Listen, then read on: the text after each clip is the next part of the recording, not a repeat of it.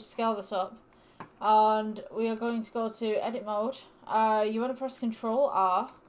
Just get your midpoint right there, and then Control R on the other side just to get your midpoint. Now, these are going to be the windows, so what we're going to do is Control R, go halfway, Control R, go halfway, Control R, go halfway, and we're just going to basically subdivide this. Now, you can subdivide this if you want to.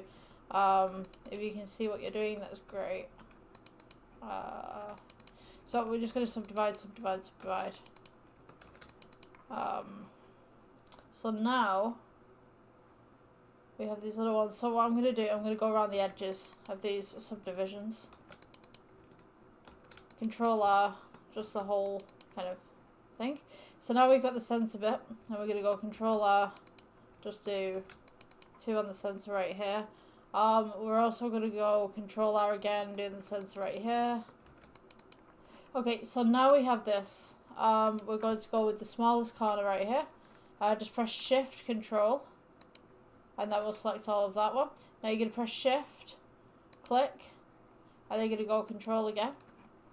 Now you're going to press Shift, and then Control again. Shift, click, Control, Shift, click, Control.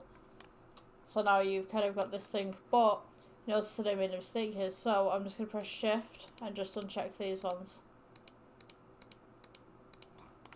Okay, so I'm just going to press delete, and we're going to go faces. So now we've kind of got this basic window shape going on. I'm just going to make it a little bit bigger, I think.